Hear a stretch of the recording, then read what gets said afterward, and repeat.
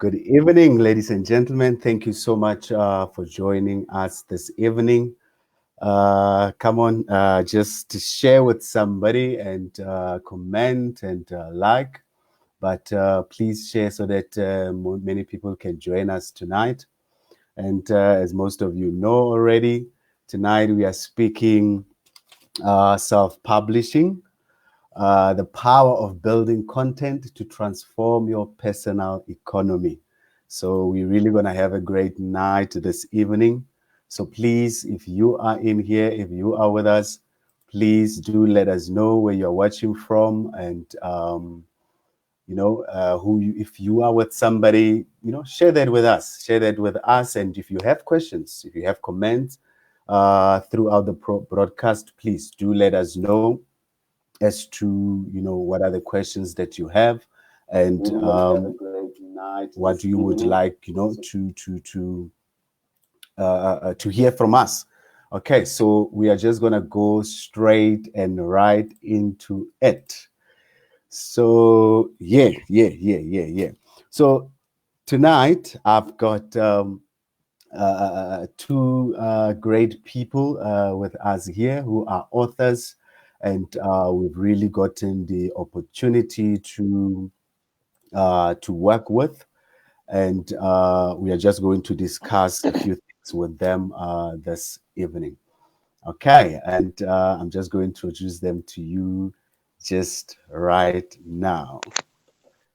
Okay, thank you so much. Okay, thank you guys so much for joining me. We are live, and welcome. Let me give you guys this opportunity to introduce yourselves, to the people who have joined us tonight. We'll start with you, Nikki. Please introduce yourself. Hello, everyone. My name is Nikki Verd, and I am the author of the book Disrupt Yourself or Be Disrupted. The book is basically about, understanding where the world is going, looking at the trends that are happening in the world, being driven by technology, and asking yourself the hard questions if what you are doing currently will still be relevant in the next couple of months or in the next couple of years. And if not, you disrupt yourself, because there is no neutral ground. If you don't, someone else is going to disrupt it for you. Awesome. Thank you so much, Nikki. And we have Comfort. My good sir, introduce yourself. Hi everyone, good evening. Comfort Shachwa is my name. I'm the author of two lovely books, namely Solution Leader, Personal Leadership Guide for Women, and Personal Leadership Guide for Men. So the books are basically practical tools to help leaders in building solutions in order for them to transform their economy and to transform their lives within the marketplace. Yeah. Awesome. Thank you so much, guys. So basically, I think what we are here to do tonight is just to, there are many people that have really asked me that we want to write books, but we don't know where to start. We don't have tools. And the other thing is that some people have content, but they do not have the right vehicle to drive the content they have. And there's just a whole lot of, confusions and stuff like that. And I believe that if we have people who, can share with us their journeys and, how they got to where they are, and, the things that they have done to achieve certain things, I really believe that it will really help. So what I really want to do tonight is to, throw it to you guys. So that first question really to say, start with you, Nikki, to say that what, before you had your book completely and going through it, where did it start? How did it start before you had the first word, typed the first word? What really happened? How did you really get to where you are now, where you have your book and you are really so happy about it? That is really an interesting question, because for me, the book came about as a default, believe you me. When I started, I didn't sit up one morning and I told myself, hey, Nikki, you're going to write a book. It didn't start like that. I basically started, when I got retrenched, well, for people who don't know the story, when I got retrenched, I got really curious about what was driving retrenchment, back in 2016, even up till now, it's just getting worse. So back then I was asking myself, what is driving retrenchment at the way in which it was driving retrenchment that time? How can an organization let go of, say, 2,500 employees in the space of like 2 years or 5 years, and they don't collapse? In my mind, I thought, well, people are the ones that hold an organization, but so many people will leave an organization and you will see that productivity will increase, profit will increase, efficiency will increase, and all of these things. So it didn't make sense to me as I got retrenched. So I wanted to know what that was. I started researching, and then I discovered that technology was driving these retrenchments. People can leave an organization, and machines replace them, and that is why the company will still keep doing well, even though this number of people have left. So when I found that information, I started writing it just on social media. I would just post things randomly about it. And the feedback I got, social media, it's an amazing platform, because when you test your idea, even though I didn't know I was testing an idea, but when you test an idea on social media, the kind of feedback you get sometimes can let you know you can go forward with this or just forget about it. So the more I started writing just short posts on social media about this tech and disruption and what the changes I was seeing, I realized that there was a hunger for it. People wanted to understand what this was all about, So I realized that my content had space on the social media platform. And then it evolved into a blog. I created a blog and started writing content about it, like where it evolved from just Facebook post to an entire article where I was doing like weekly articles and things like that and sharing online. So the more I wrote about it and the more people were hungry for the knowledge and asking questions, I realized that, oh my God, this looks like it's going to be a book. And I didn't even think to myself that I was going to be the one to write the book. I was thinking, I think someone needs to write the book about technology and warn Wow. people about the change that is here. That is really what I was thinking in my mind. Like, someone needs to write the book about this. But then it was like, I look left, I look right, and I'm not seeing anyone who is really doing it. So I kind of appointed myself, okay, Nikki, this is on you. You have to do this. So it just evolved from Facebook posts to blog articles to a book, and I just compiled everything together. And then at that time I decided, okay, I think the book is really calling out my name here, and I'm going to compile this as into a book. Maybe if I'd started like, I want to write a book, I would have been, I don't know, I would have been defeated by the gigantic thought of writing a book for me. So my story is kind of different. There are people that sit up one morning and they decide, you know what, I'm going to write a book on so and so topic. For me, it did not happen like that. And so, well, Okay. but it evolved into a book. Interesting, really. Because here's the thing, Comfort. Here's the thing. There are people who've got, different from Nikki. They have content already, but now they don't know what's next. So when it comes to you, how did you find yourself? Did you already have a content? How did you see your book now, to a point where it is now that you have a published book? How did you find yourself? What happened before you found yourself as to where you are at now? All right. Thanks, Nikki, for sharing your story. With me, it was quite interesting as well. I was enjoying my life as in the corporate space, enjoying the perks of being a manager.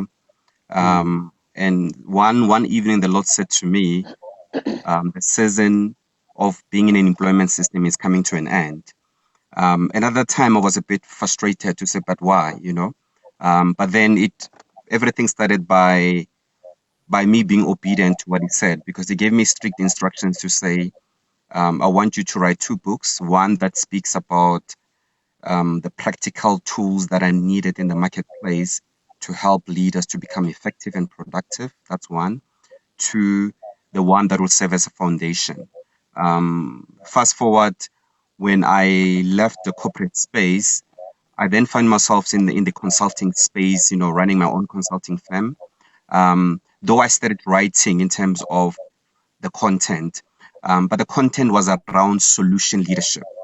The content was around how to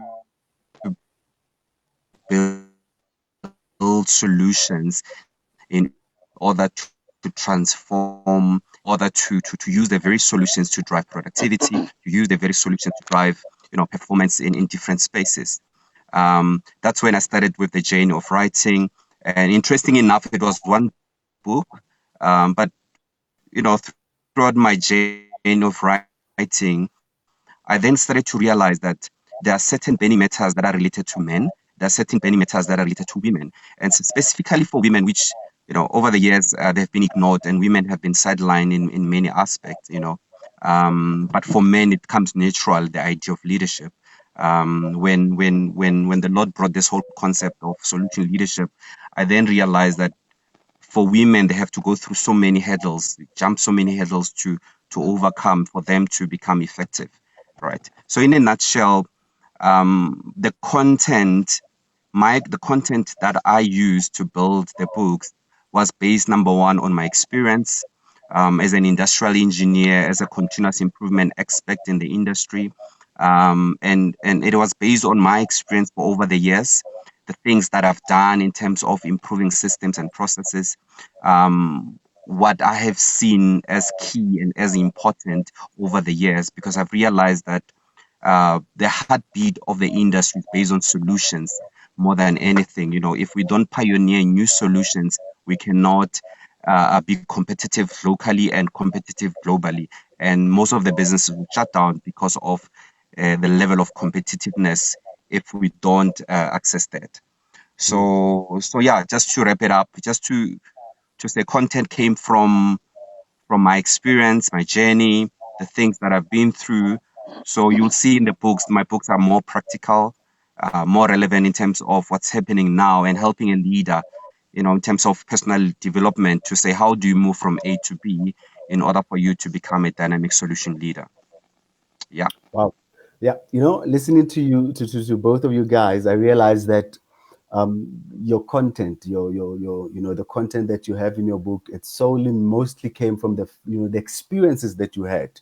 Nikki, from you being retrenched and now becoming a blogger, because I know, before you actually, wrote your book, you've been somebody who writes, but throughout that, what was the most important thing? I think it was the fact that you guys had experiences, and then from there you took from those experiences and you wrote something that you knew and that you realized that it's something that really would help.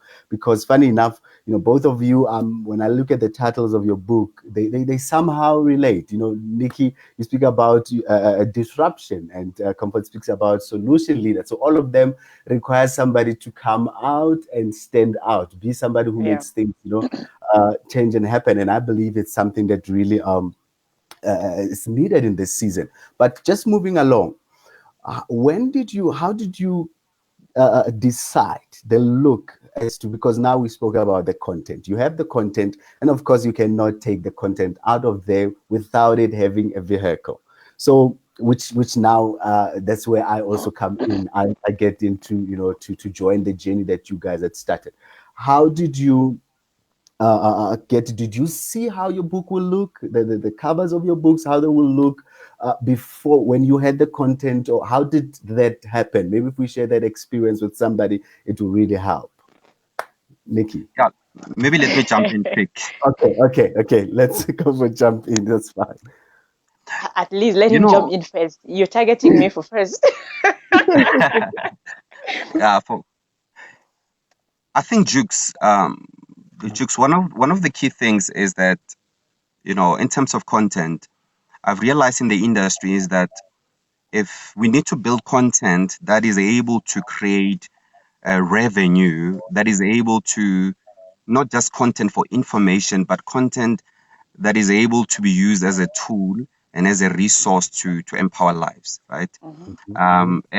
And for me, part and parcel of how I viewed the look and the feel of the book, how it should look like, the branding, it was based on the content, because I realized that the content speaks to leaders, the content speaks to key influencers, key strategic agents, change agents, people who are into driving change and solutions. So I needed to have a brand that would relate and complement the content. So that is quite important, in that content without an image that speaks to it or that complements it you then miss your audience, you know. And I think that's one of the key things is that you need to build the relevant content and make sure that the look and the feel speaks to the relevant market. The look and the feel speaks to your clientele. The look and the feel speaks to the market that you're trying to address. And I think for me that's one of the key things in that using branding or using content and linking it with branding as a link in driving the solution required. Great. Nikki, what's your take on that one? Yes, for me, I remember when I was struggling to actually even raise the money for, because self-publishing is not cheap, as we know. And I was as broke as the Ten Commandment Moses dropped from the mountain. Like I was really broke. So someone advised me that, you know what, Nikki, why don't you take the traditional road? You know, try to contact some of the big publishing houses, and perhaps they will find your story interesting. And well, I wasn't confident enough to do that. I told myself, well, who knows Nikki? Nobody knows her, because for most big publishers, publishing houses or traditional publishers, they want to work with like a celebrity of some sort, someone that is well known. And I was just a kid next door. I'm like, no one is going to pay attention to me. Secondly, I didn't take the advice because I wanted to have control over what my cover looks like, what the title was, and all of that. I knew that if I successfully had a contract deal with the big publisher, I will lose that control and I will not have what it takes, what I wanted my book to look like. And so, well, as God would have it, eventually I was able to have funding and sponsorship for the book. And when I went to the self-publisher that I chose, we still had a fight because they wanted a particular person to design the cover of the book. And I knew that it was going to limit me because I didn't know who this person was, and they gave me only like three options. They would design three covers, and I would choose one. You know, I don't have to go back and forth with them. Like they were very strict rules, and I am a very picky person. Like I can go through changes like 100 times. I knew that was going to be a problem. I told them no. The deal, you will have to let me do my own cover with my own person that I choose. It was a fight, like a big fight with my publisher. They didn't want that. They said, no, we are supposed to do everything. I was like, no, I want to to to do my own cover the way I want it to be. You can take care of the editing, you can take care of the proofreading and the interior design and everything, but please give me the cover of my book. So after a few back and forth, they eventually said, okay, you can take the cover to whatever, but you have to make sure that it is up to our standard, because we're not going to accept something that does not represent our brand as well. And that is when I came to German Empire. I was like, hey, German, we've got work to do. This is the kind of cover I want. And anyway, we started the work and he would do it. He got actually frustrated with my publisher at some point because there were certain things they were not happy with the work he was doing, but I was okay with it. And we realized at the end that it was because they were not happy with the fact that I took the cover somewhere else.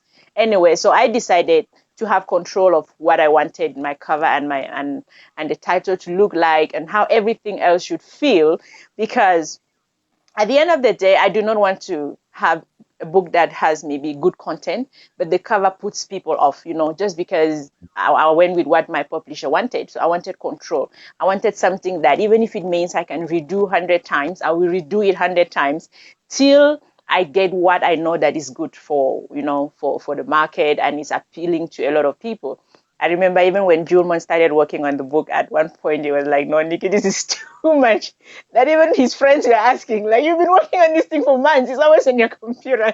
When are you ever going to finish the cover? So anyway, that was how, Julman, like I've told you this 100 times, you did a brilliant job. And I thank you for your patience. I think that's one of the things that I keep coming back to you, because I think another designer would have fired me, like the kind of trouble I gave you with the cover of my book. But you were patient and you listen, you will correct 100 times as many as I wanted. And eventually, we have one of the an amazing cover that is in bookstores, because I've had people that went into the bookstore bought my book based only on the cover. And like, hey, the cover stood out for me. And then there was one guy in Cape Town. He actually inboxed me on social media and said, you know what? I got home and I could not believe that the book is actually written by someone based in South Africa. Wow. that he saw the cover and everything. In his Beautiful. mind, he bought the book because the title is interesting, the cover looks amazing, and when he got home, to his biggest shock, he realized that the author is right here in the same country with him. So that is how much the cover really stands out among other books, even on bookshelves. Great. Yeah. There is this thing, people say that you must never judge a book by its cover, and it's just been a saying that has been going on. But if we were to be really honest, I don't think really that it's something that applies, because No, it one thing doesn't. it doesn't, right? Because It doesn't. everybody, before they can buy a book, they look at it first. And as they look at it first, before they get into the contents to see as to what is what, they want to see how it looks first. And if it's appealing to their eyes, somebody, might buy it. But here's an interesting thing. Sometimes you get people who've got the content, the content is very right, but the look is very bad. Or you Yeah. get people with the look is bad, but the content is right. Yeah. Yeah. Those are the situations that you find and you get. And I believe the most important thing is that somebody needs to know, like, just like Comfort was saying now, you need to look at your content and say, okay, where is this content going? What do I have? How should I package whatever that I have? And that will really help you to take it, to the relevant people. Now, here's an interesting thing, and especially with the two of you, I'm glad that it's the two of you. If I was so much tempted to create something to show people as to where we are coming from with your covers, and how many how many Yeah, but of don't show those. my. Hmm. So yeah, I was tempted, but I realized, no, it's fine. This is just between you guys. How much many of these designs we said no, this goes away, this goes away, and this, until to the part where we get to something that you guys were happy with. Now, to somebody, it may not make sense as to, because as a writer, you guys are authors. You write. It's your thing. Your content, and you know how it should get to the people. Now, you came to a part where you concluded on the designs that were the final designs that we came up with, and you were like, this is exactly it's what I want, and this is what will work with my content. But how do you say to somebody who they don't know me, they have content, but they don't know someone like me, or someone, me, or someone who's like me? How do you advise them if you are in a place of advising? Anybody can answer if something. Well, you check online. I found you online. No one referred me to you, remember? Because Yeah, I yeah. had something, I had a product, and I was Mhm, looking for someone who that I could work with. I mhm, remember it was what group was that? Um, Brown Sense, I mhm, think so. Something like mhm, that. I found you somewhere. And I mhm, remember inboxing you the first time. It wasn't even with the cover. The cover came later. It was with something else. mhm, So when mhm, you have a product and you have something, you actually have to become proactive in trying to get it out there, and it means searching. If it's a designer, you go out there and you search. Another mhm, thing is that you ask people that you've seen their books and you have access to those people. If you mhm, think that the cover of the book like appeals to you, ask them who designed your cover. I would like to be in touch with your graphic designer or something like that. Well, at the time for me, I didn't really know anyone that I could ask, so I went searching and I kept looking to see online which graphic designer I could work with, and somehow you came up. Another thing that I would like to add on that is that so many people are quick. They're too quick to put work out there that is not fully mature, mhm, and at the end of the day, they lose out on the good content that would have been really great if it was really mature. They have this thing, it's not really well cooked. Halfway, they put it out there. Because I remember there was a time for me, I wanted to put that kind of a half cooked work out there One, because I did not have the money. After I'd written so many letters for sponsorships and no organizations were coming through, I felt so disappointed, and I decided, you know what, I'm just going to go print this thing as it is. No editing, no proofreading, none of that stuff. And I remember the very first copy that I did. I still have it on my table till date. It looks horrible. There is no one. The content is still the same, but because it was done in the most amateur way, it looks horrible. Had it been I printed a book in that state, trust me, no one would have had an interest in the book. So one of the things that people who are looking to publish is that you should be patient, and even if it means waiting another year. I think I waited, and after I tried the first time and it didn't work out, I waited one more year and kept trying to get sponsorship before the book actually came out. So the book sat on my computer for like a year gathering dust while I was trying to raise money to actually have the real work, because I am someone that I want that when something comes out there, it should actually represent Nikki. I did not want to work that when someone looks at it and they'll be like, it's a black person who wrote it. They never put any effort into anything. I didn't want those kind of feedback. I wanted something of international standard. I wanted something that, even though my book was not published by a big publishing house, when it sits on a shelf, no one will differentiate whether this was self-published or it was done by a professional. So I wanted that. I knew what I wanted from the very beginning, and I went after that target. It took me longer than usual. I remember even raising money on public platforms like crowdfunding, because I wanted something that when it finally gets out, people should really, get the feel just by looking at the cover and the way it's packaged and everything, like you were saying. The idea of that the cover of the book does not matter, it's a lie. It does. It really does matter. I remember my first time I was going to pitch to Exclusive Books if they could sell my books at their store. They were like, no, we're not sure. Can you bring us the actual cover of the book? The first time I took my actual cover of the book to Rose Bank, the manager there was like, what? You said, like, he was surprised that this was self-published. Like, you self-published this? I'm like, yes, I self-published. And immediately he ordered, he said, you know what? I'm going to call the head office directly and tell them that, you know what, this is a product that can sit on any international shelf, because they didn't believe me. They are already so used to black people coming in with a book that is half cooked. And so they just turn you based on their past experiences. So my advice is that people should be patient and not put out, a half cooked product out there. Be patient and find other means in order to really get something done. Find a good designer, find someone who can, proofread your work, edit it in a professional way, and, and do all of that. Yeah. One of the things which, thanks Nikki for your input. One of the things which I wanted to add is that when you build content, you need to build content that creates value, right? Yeah. Understanding your value, knowing the value and the worth of your content. It's dangerous to just shop around, look around for any graphics designer, right?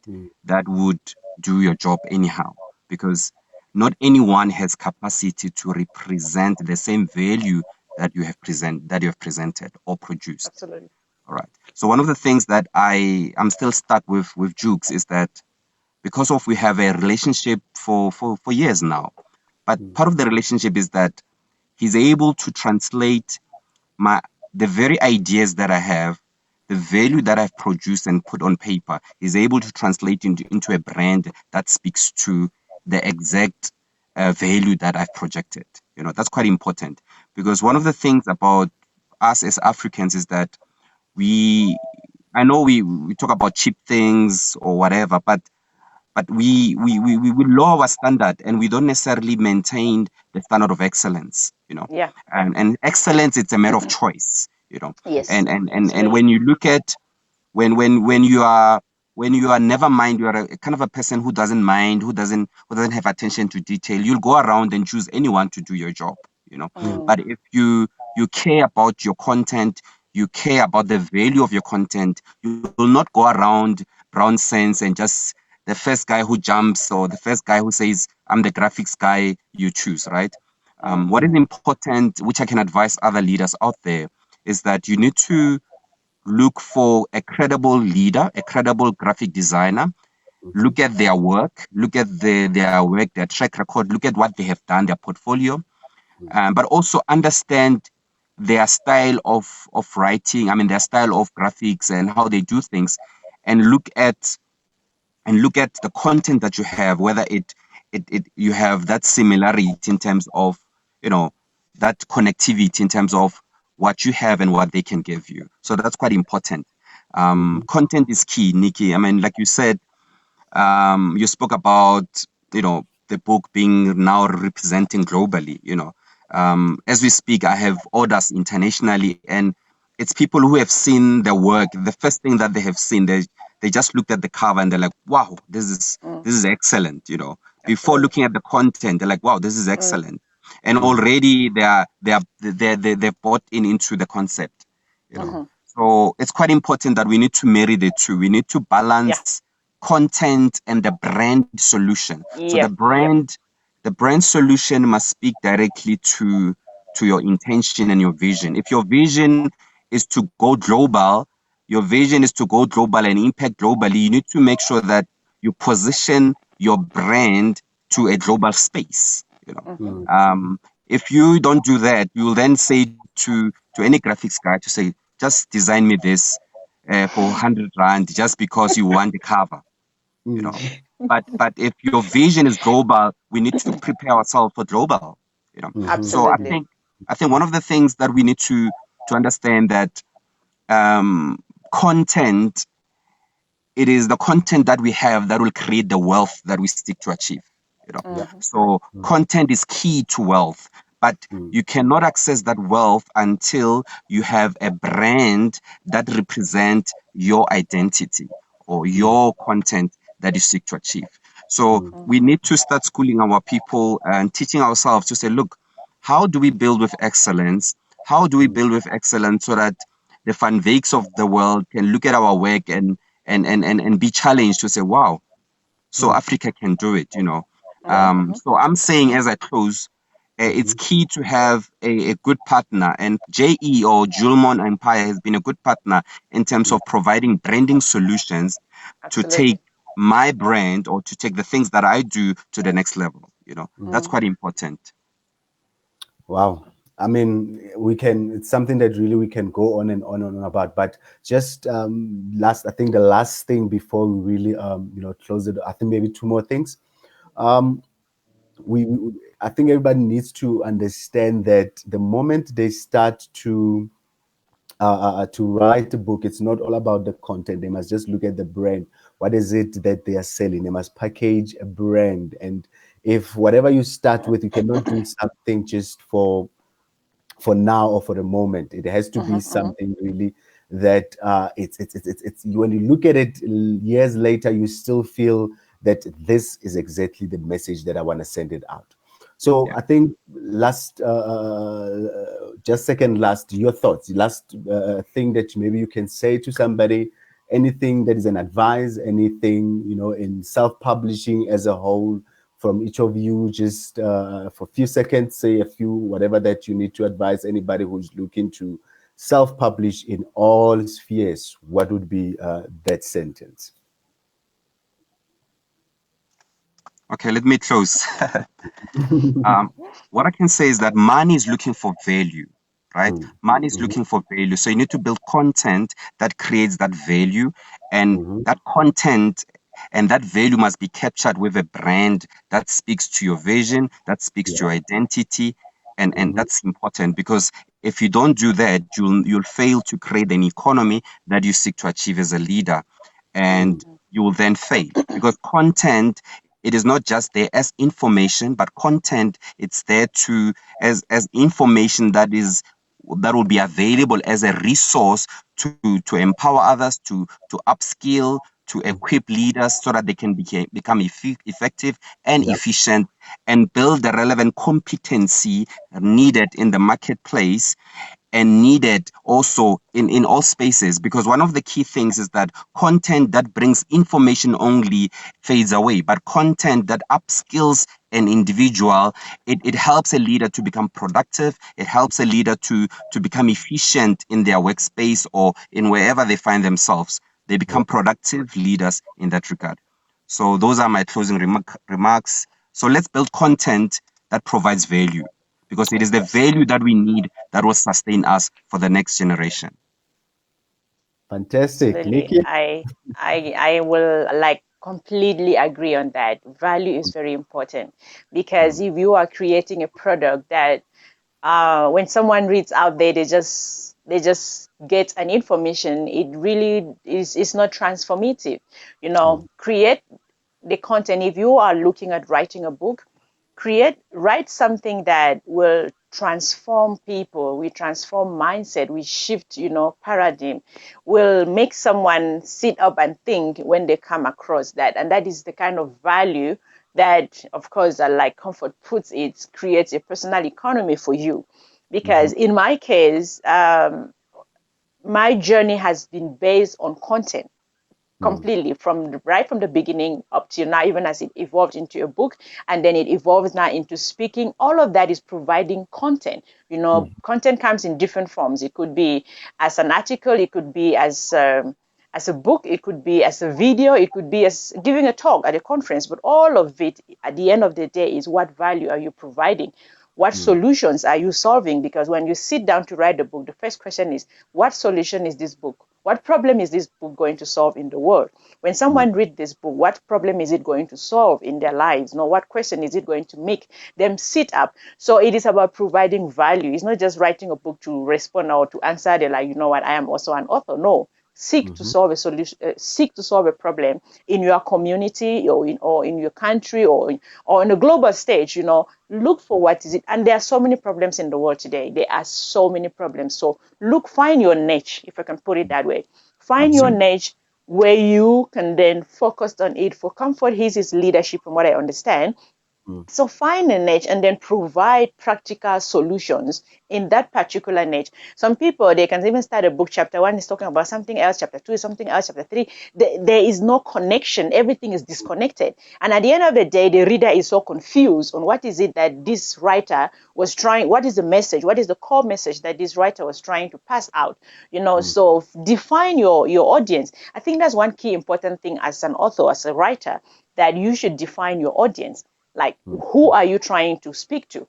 Who mhm, is the one person that when they read your Yeah. work, whether via an article or via a Facebook post, who is that one person you are trying to get their attention? So that is you mm, defining your audience and you having a niche, and then the solutions become easier because if you're targeting everyone, at the end of the day, you will just leave people confused and you will feel like you are not having an impact because you are not on a particular place. You are not focused on a particular solution. You are trying mm, to solve all the problems of the world, hunger, war, and all of that. But you mm, need to focus, and narrow down to one person.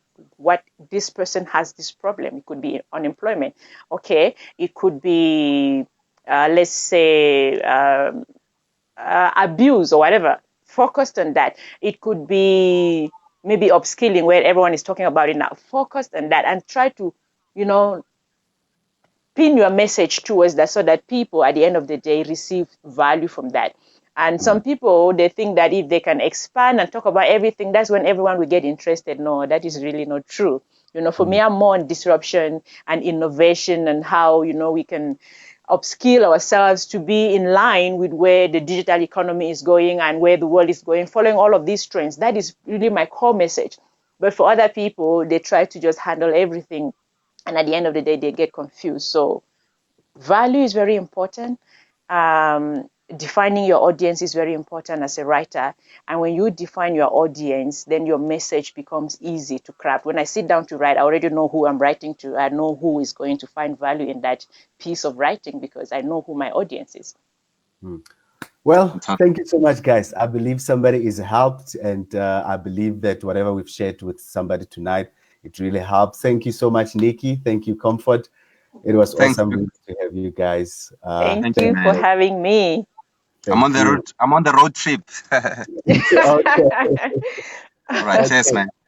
Thank you guys for joining us, and we Awesome. had Comfort and Nikki, and it was really awesome. Thank you very much. And so it was really awesome. Thank you so much. I believe that you picked something for yourself from whatever that really was discussed here.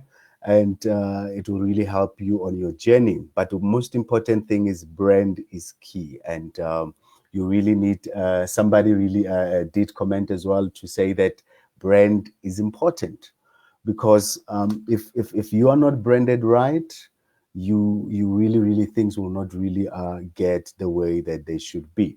So get your brand right. When you're writing, you must know that you're creating a brand, and make it become something that really is good for people out there. It's something that is a need. You're solving a problem. So thank you so much. Until next Monday, as we speak about something else.